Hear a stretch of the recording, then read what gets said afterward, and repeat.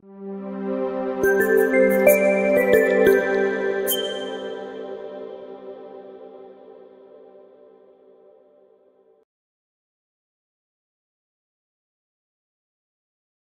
าสพระเถระในการใช้เสียงกล่าวธรรมกล่าววินัยผู้ใดเข้าใจสิ่งที่เป็นสาระว่าเป็นสาระและเข้าใจสิ่งที่ไม่เป็นสาระว่าไม่เป็นสาระผู้นั้นมีความเห็นถูกต้องเป็นพื้นจิตใจดังนั้นจึงประสบกับสิ่งที่เป็นสาระขอความนอบน้อมของข้าพเจ้าจงมีแด่พระรัตนตรัยขอถวายความเคารพแด่พระเถระพระสงฆ์ขอความสุขความเจริญจงบังเกิดแด่สามเณรและ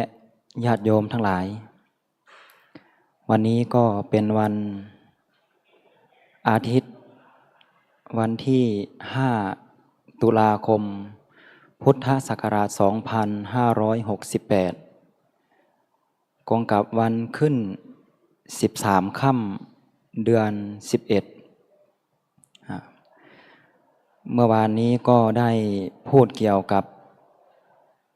พระเจ้าปายาสิสูตรในมหาวรรคในฉบับมกุฏวันนี้ก็จะมาต่อจากเมื่อ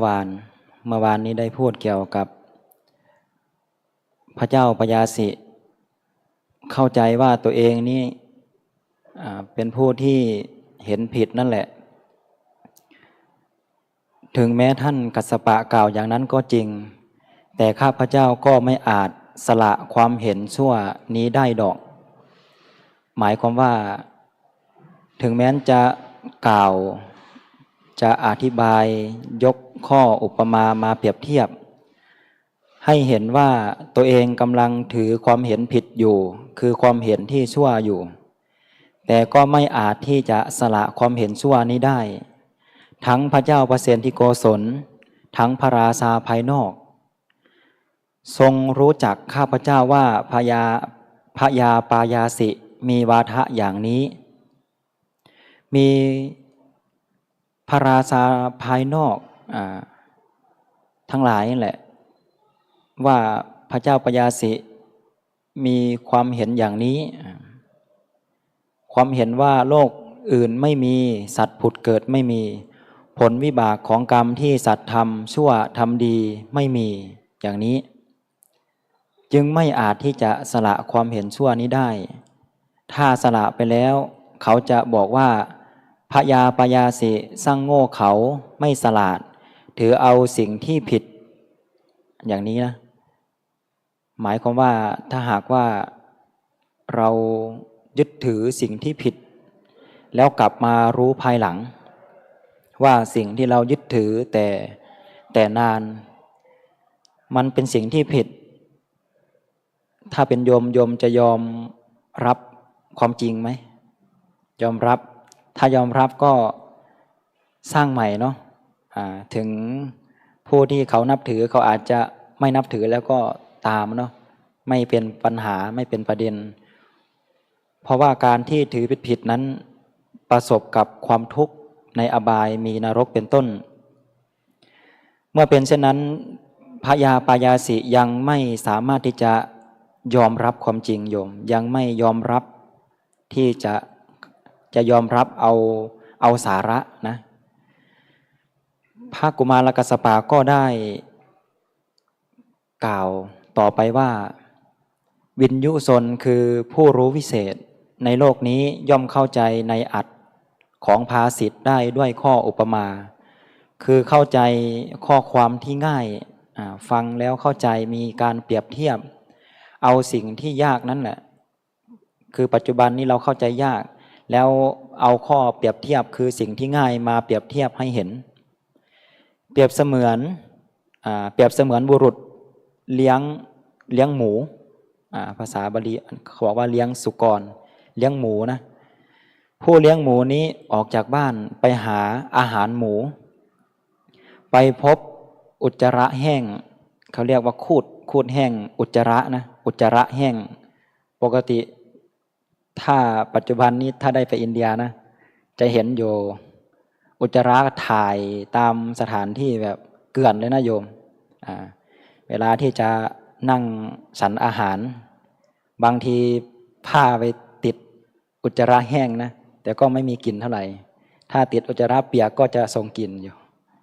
อย่างนี้นะปัจจุบันนี้ก็มีอยู่โยมแต่ครั้งก่อนก็ไม่ทราบเหมือนกันเขาก็ได้เอาอุจจาระแห้งนั่นแหละผูกเอาผ้ามาผูกแล้วทำเป็นเรียกว่าทำเป็นนะทำเป็นห่อเนาะห่อใหญ่ๆแล้วเอาเทินไว้ที่ศีรษะคือเอาเก็บไว้ที่ศีรษะนะคือยกขึ้นถ้าเห็นคนอินเดียครั้งก่อนเนาะจะเห็นเนาะเทินไว้บนศีรษะแล้วเดินไปโยมในระหว่างนั้นก็มีฝนตกใหญ่ทำให้อุจจาระที่แห้งก็เปียกและเปียกก็เปื่อยและน้ำอุจจาระนั้นก็ไหลจากศีรษะลงไปจนไปถึงปลายเล็บคนทั้งหลายเห็นแล้วก็กล่าวว่าบุรุษผู้นี้ทั้งเป็นบ้าเป็นวิกลจริตเจ้าเปื้อนด้วยอุจจาระจนปลายเล็บจนถึงปลายเล็บนะคือแต่ศีรษะลงไปจนถึงปลายเล็บคนเลี้ยงอาหารหมูก็บอกแก่คนที่พูดนั้นว่าเราไม่ได้เป็นบ้าเราไม่ได้เป็นคนวิกลจริตพวกท่านนั่นแหละเป็นคนบ้าเป็นคนวิกลจริตเห็นไหมไม่ยอมนะโยมยังไม่เข้าใจสันอย่างนี้แหละมหาบพิตรข้ออุปมานี้สันใดอุปไมยก็สันนั้นพระองค์ก็น่าจะรู้ตัวว่าพระองค์เหมือนคนเทินห่อคูดโปรดสละความเห็นชั่วนั้นเสียโปรดวางความเห็นชั่วนั้นเสียเถิดขอความเห็นชั่วนั้นอย่าได้มีแก่พระองค์เพื่อสิ่งมิใช่ประโยชน์เกื้อกูลเพื่อทุกข์ตลอดกาลนานถ้าเรายึดถือที่ผิดนี้เปรียบเสมือนตอวัตตะที่ทำให้ไม่สามารถที่จะรับข้อมูลที่ถูกต้องและสามารถที่จะทำให้ตัวเองนี้พ้นทุกข์ถึงอย่างนั้นพญาปยาสีก็พูดอย่างเดิมโยมไม่เชื่อเกรงใจเหมือนที่ผ่านมาแหละว่าคนอื่นเขาก็รู้กันแล้วถ้าให้ผมให้เปลี่ยนก็เขาก็บอกว่าพญาปยาสีนี้เป็นคนถือผิดมาแต่ใดมานะคือเป็นคนโง่ไม่ฉลาดอย่างนี้ก็ไม่ยอมที่จะเปลี่ยนโยมการที่คนเราจะเปลี่ยนความเห็นของตนเองได้ง่ายๆนั้นถ้าเข้าไปลึกแล้วยากใหม่ๆนี้ก็ได้อยู่อย่างปัจจุบันก็อาจจะเป็นรุ่นลูกรุ่นหลานที่เคยถือมาพอได้ข้อที่ดีแล้วก็สามารถเปลี่ยนแต่ผู้เป็นพ่อเป็นแม่หรือว่าผู้เป็นปู่ย่าตายายที่นับถือมาแต่ใดมาแล้วจะให้เปลี่ยนนี้ยากโยมยากจริงๆแต่ก็ถ้าตายไปตอนที่ยังไม่เปลี่ยนก็รับทุกข์นะเมื่อเป็นเช่นนั้นพระกุมารกัสสปะก็ได้ยกข้ออุปมามาอีกมาเปรียบเทียบอีกว่าเปรียบเสมือนนักเลงสกา2 คนนักเลงสกา2 คนนะคนหนึ่งกินเบี้ยที่แพ้เมื่อสกาแพ้ก็กินเข้าไปเพื่อที่จะให้ตัวเองชนะนะรู้ว่าแพ้ก็กินส่วนผู้ที่2ก็แพ้แล้วอยากขอลูกสกาที่ผู้ชนะนั่นแหละเอาไปบูชานะตัวเองเป็นผู้ชนะก็ขอลูกสกาของท่านเพื่อที่จะบูชาเมื่อผู้ที่2นั้นได้เอาเบี้ยของสกาคนที่1มาเอามาทำอะไรเอายาพิษมาอาบทาลูกสกานั้นอาจจะเป็นลูกกลมๆลูกอะไรนะประมาณนี้แหละแล้วก็เอาให้ไปทีนี้พอเล่นกันอีกตัวเองก็รู้ว่าจะแพ้อีกก็กินอีกทีนี้กินลูกสกาที่อาบยาพิษเป็นยังไงโยมตายสันใดก็สันนั้นแหละพระราชาก็เปรียบเสมือนนักเลงสกาคนที่1รู้ตัวอยู่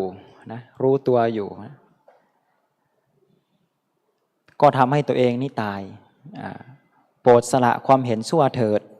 โปรดปล่อยวางความเห็นชั่วนั้นเถิดนะเพื่อประโยชน์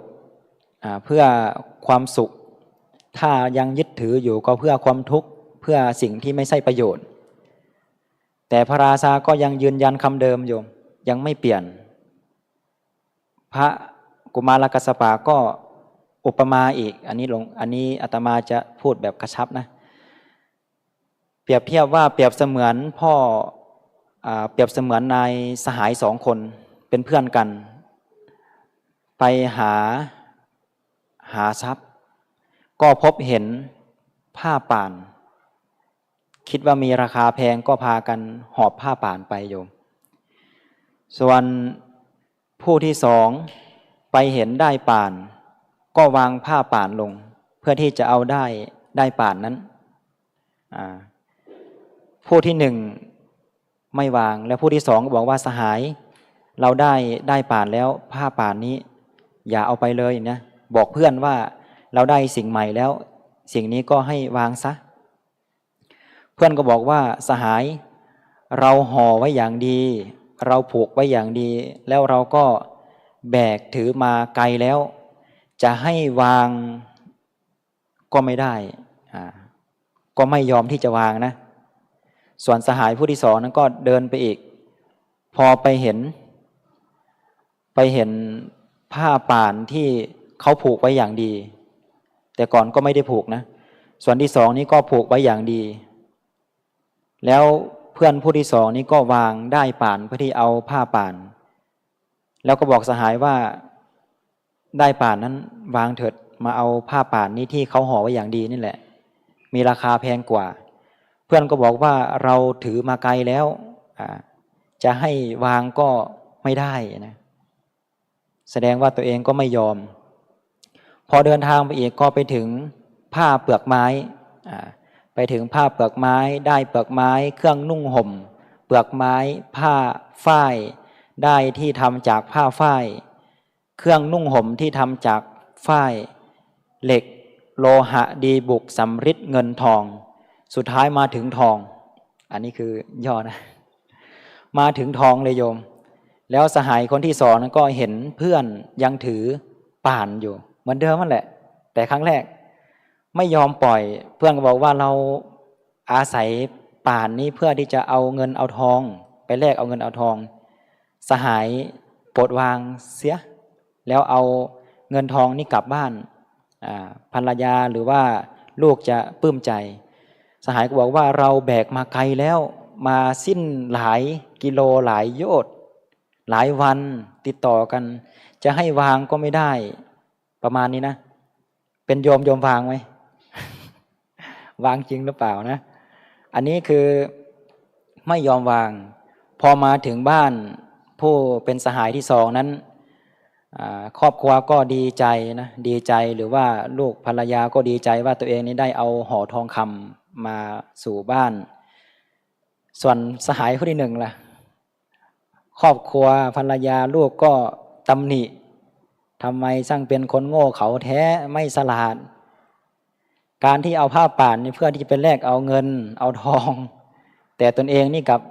ไม่เอาเงินเอาทองอย่างนี้โยมสันใดก็สันนั้นแหละโยมคนเราเมื่อได้ข้อมูลที่ถูกต้องเมื่อได้สิ่งที่ถูกแต่ก็ไม่ยอมที่จะเปลี่ยนพระราชาก็เปรียบบุรุษคนที่1เป็นผู้โง่เขลาไม่ฉลาดอย่างนี้นะแล้วพระราชาก็รับนะโยมทีนี้ยอมรับความจริงข้าพเจ้าพญาปายสีกล่าวว่าด้วยอุปมาข้อแรกของท่านกัสสปะข้าพเจ้าก็เริ่มดีใจอย่างยิ่งแล้วแต่ข้าพเจ้าจะฟังปฏิภาณแห่งปัญญาอันวิจิตรเหล่านี้จึงทำท่าที่โต้แย้งขัดค้านท่านกัสสปะปัญหาปฏิภาณซึ่งไพเราะจับใจยิ่งนักท่านกัสสปะประกาศธรรมแจ่มแจ้งโดยอเนกปริยายเหมือนบุคคลหงายของที่คว่ำเปิดของที่ปิดชี้ทางแก่ผู้หลงทางส่องประทีปในที่มืดด้วยหมายใจว่าผู้มีจักษุ จากมองเห็นรูปได้ฉะนั้นท่านกัสสปะข้าพเจ้าขอถึงพระผู้มีพระภาคเจ้าว่าเป็นที่พึ่งพระธรรมพระสงฆ์ว่าเป็นสรณะว่าเป็นที่พึ่งเป็นที่กำจัดภัยโยมเมื่อได้ข้อมูลที่ถูกต้องทำให้ตัวเองรู้สึกดีใจก็ยอมที่จะสละและโยมเปรียบเสมือนหงายของที่คว่ำปกติถ้าคำสอนของพระพุทธเจ้าองค์ก่อนคือพระพุทธเจ้าพระนามกัสสปะปรินิพพานไปแล้วคนเราก็มีแต่กิเลสหนาขึ้นทำผิดศีลและธรรมะคำสั่งสอนก็ถูกปิดนะโยมทีนี้พอมาถึงยุคพระพุทธเจ้าเราก็พระองค์ตรัสรู้แสดงธรรมประกาศธรรมเปรียบเสมือนหงายของที่เคยคว่ำของที่เคยปิดแสดงว่าธรรมนี้มีทุกภพทุกสมัยโยมมีอยู่ทุกสมัยแต่ว่าการที่จะมีผู้ตรัสรู้เป็นพระพุทธเจ้ามีผู้ที่จะเป็นพระอรหันต์นั้นมีบางสมัยถ้ามีก็มีพระปัจเจกอย่างนี้นะถ้าพระพุทธเจ้าเราหมดแล้วก็เป็นยุคของพระปัจเจกไปตามลำดับเมื่อเป็นเช่นนั้นพระราชาก็ยินดีที่จะทำทานแต่พระราชาอยากจะให้พระกุมารกัสสปะตัดบอกประโยชน์แห่งการบูชายัญนับถือพุทธแล้วนะโยมแต่ยังไม่เข้าใจว่าทำบุญแบบไหนยังไม่เข้าใจพระกุมารกัสสปะก็ตอบว่ามหาบพิตรในยันเห็นป่านนั้นเหล่าโคจะต้องถูกฆ่ามีการฆ่าโคมีการฆ่าสุกรคือฆ่าหมูฆ่าสัตว์ต่างๆจะถึงความตายทั้งผู้รับก็เป็นผู้มีความเห็นผิดเมื่อมีความเห็นผิดก็คิดดำริผิดเมื่อดำริผิดก็เจรจาผิดเมื่อเจรจาผิดการงานผิดเลี้ยงชีพผิดพยายามผิดระลึกผิดตั้งใจผิดบพิตรยันเห็นป่านนั้นแลไม่มีผลมากไม่มีอานิสงส์มากไม่มีผลรุ่งเรืองมากไม่มีผลไพศาลการที่เราจะฆ่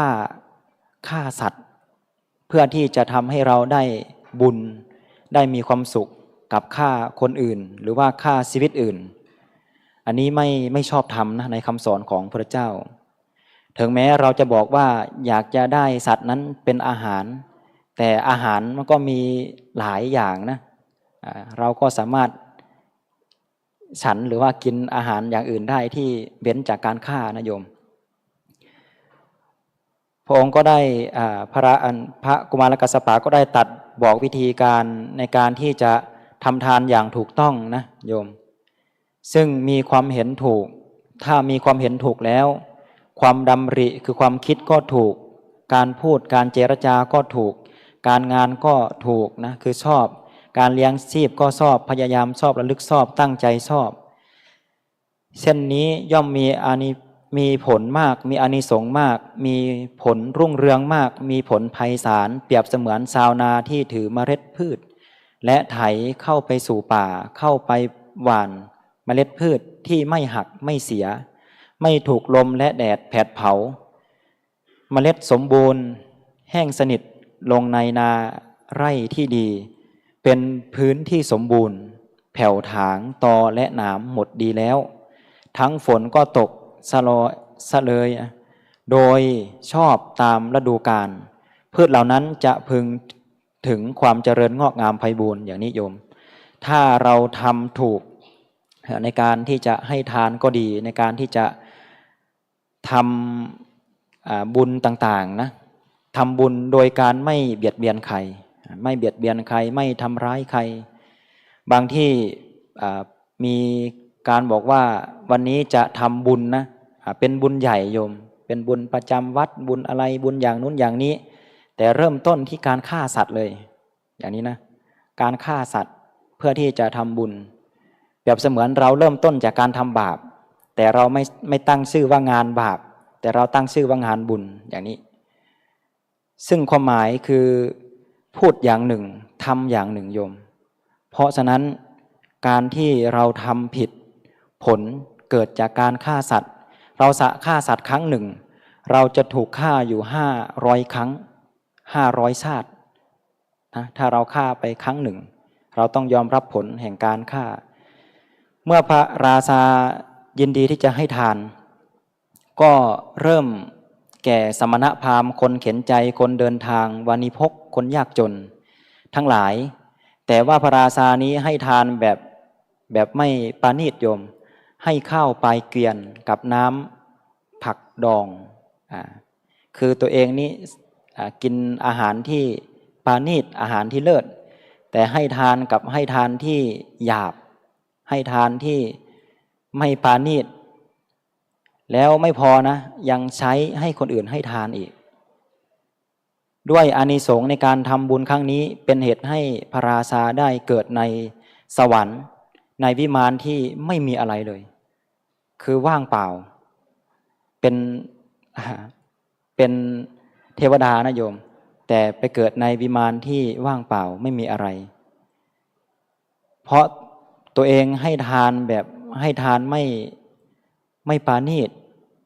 ไม่ให้ด้วยมือตัวเองนะใช้คนอื่นให้ส่วนคนรับใช้ของพระราชานี้ตั้งความปรารถนาว่าถ้าหากข้าพเจ้ายังได้เกิดอีกนะขอให้อย่าได้เกิดในร่วมกับพระราชาองค์นี้แล้วตัวเองได้เกิดในสวรรค์ชั้นสูงกว่าเจ้านายลูกน้องนี้ทำบุญด้วยมือตัวเองนะแล้วได้เกิดในสวรรค์ชั้นสูงกว่าส่วนพระราชาก็เกิดในสวรรค์ชั้นต่ำแล้วก็ได้พบกับพระอรหันต์แล้วได้บอกกับพระอรหันต์ว่าถ้าหากพระอรหันต์ได้กลับไปโลกมนุษย์ให้ไปเตือนกับมนุษย์ทั้งหลายว่าการให้ทานนี้ให้ด้วยความเคารพให้ด้วยมือตนเองและก็ให้ของที่ปราณีตจะมีอานิสงส์มากเพราะอะไรพระราชาจึงให้แบบนั้นแหละให้เข้าไปเกลียนกับน้ำพักดองและใช้คนอื่นให้เพราะตัวเองยังเป็นผู้ใหม่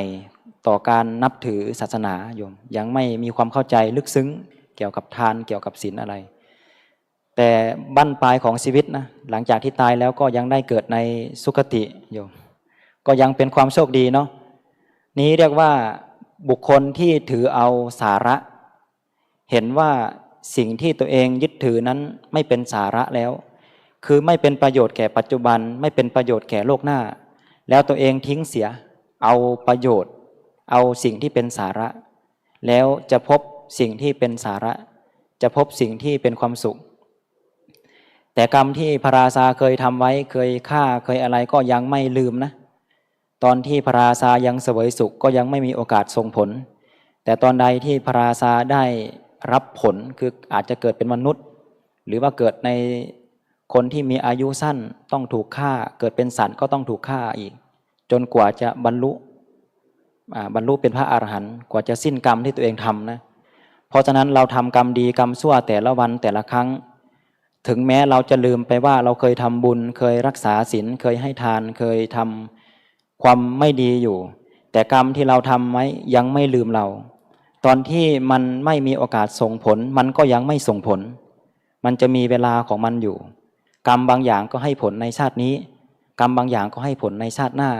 และกรรมบางอย่างก็ให้ผลทุกภพทุกชาติไปจนกว่าจะบรรลุและถ้าไม่ส่งผลก็เป็นอโหสิกรรมคือเลิกส่งผลอย่างนี้ถ้าบรรลุเป็นพระอรหันต์ในวันนี้ก็สมควรแก่เวลาในการที่ยกเอาธรรมะนี้